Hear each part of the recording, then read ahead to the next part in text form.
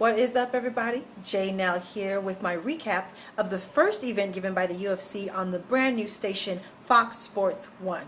Let's get into it. First off, this is the worst I've ever done with my predictions. I broke even, thank goodness, 4 for 4. But I've never broke even before. I've always gotten majority of them right. So this is the worst I've ever done. The reason why, I picked 3 blind picks. I saw 3 of my guys on the card, my guys to watch. I just picked them blind, didn't even really see who they were up against. Should have. The first pick I did get, Diego Brandao against Pineda. He won, unanimous decision. It was a sloppy fight. They both gassed really early, kind of like leaning on each other for majority of the fight.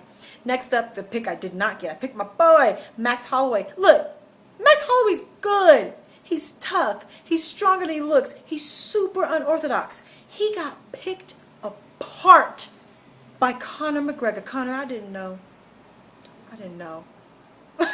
I know now. I see why this kid's got some buzz. The Irishman, you got to see the press conference. He's so charming. He's great. He picked Max apart. He's more unorthodox than Max is.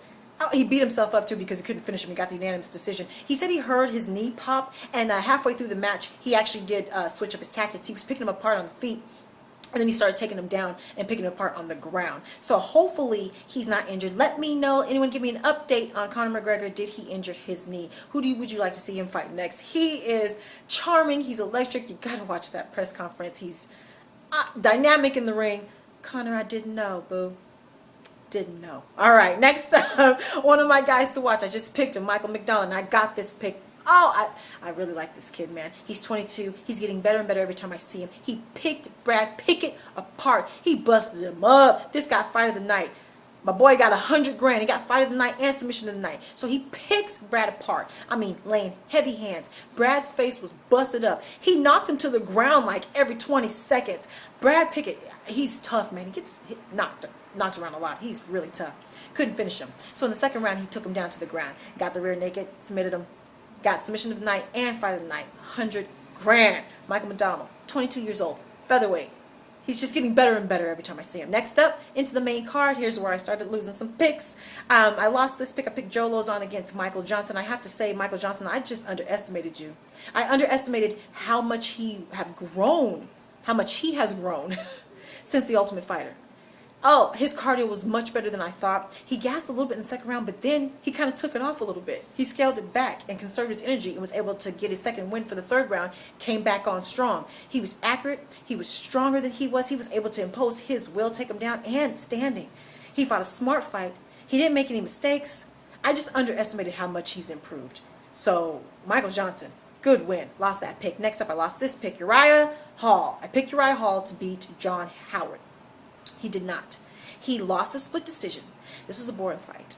They were kind of talking to each other in the ring. At one point, Joe Rogan was like, what are they talking about? Fight. What are you talking about? Because they're friends. So anyway, boring fight. Look, Uriah Hall, my thing, I said he has all the physical gifts you could need. All the skill. But he's so wrapped up in his head, he doubts himself. He's just, you could see him thinking in the fight.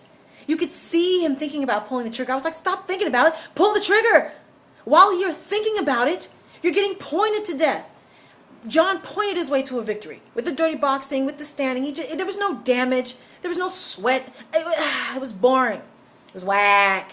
Uriah Hall, pull the trigger. I'm not going to pick you anymore. So anyway, John Howard got that pick. I didn't make a pick on this next fight, Matt Browne and Mike Pyle. I should have. Matt Browne, 29-second KO. 29-second KO in the first round, y'all. Welterweight. Not ranked in the top 10. How about you rank him? He's on like a 6-fight winning streak, something like that. Correct me if I'm wrong. I didn't realize that. He is the dark horse. He's the underdog. Put him in the top 10. Rank him. Rank him. He got $50,000 for knockout of the night. Next up, we had Uriah Faber versus Yuri Alcantara. I even heard it right and I still said it wrong. This is a good fight. Look, Uriah Faber has turned the corner. He's getting better and better. He was in trouble big time. Caught some big hands, big punches from Yuri. In trouble, surviving. Turned around in the same round, in the first round, was able to take him down, ground and pound, and that's how it went for the remaining of the fight. He wasn't able to finish him. He got the unanimous decision. But, I mean, he busted him up. Hard elbows, hard punches. He was all over him on the ground. So it was a dominant victory for Uriah Faber. I don't know who he's going to get next. He's a featherweight along with Michael McDonald. You know, there's some of that talk going on. They know each other. They're friends. So we'll see how that goes. Next up, we have the co-main event. This is the last time I am picking Alistar over Ring. All right? This ended in the first round. He had Travis Browne in trouble. Big time.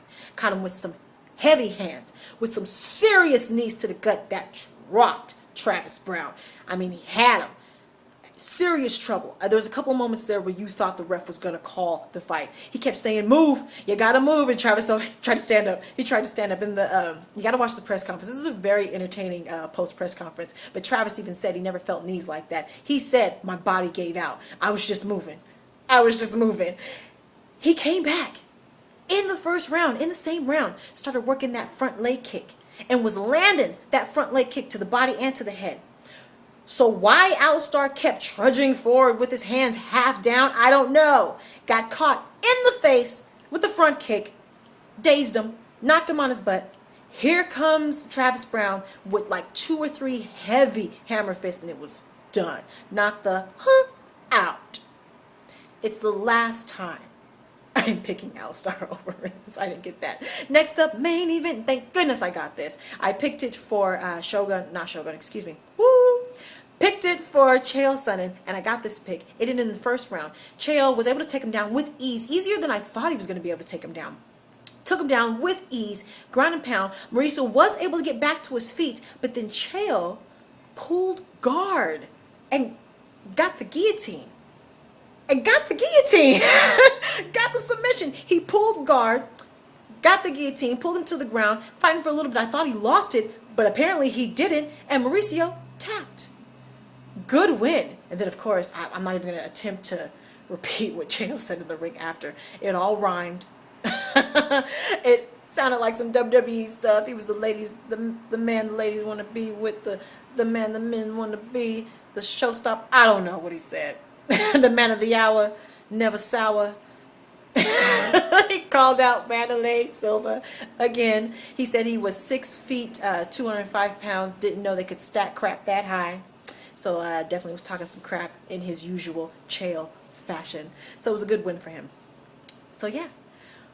Let me know who you want Chael to fight next, who you want to see Uriah fight next, Travis Browne fight next. Let me know any injury updates. Let me know how you felt, how you did with your picks, because I broke even. Talk to me. Those are my picks. Take care. Goodbye.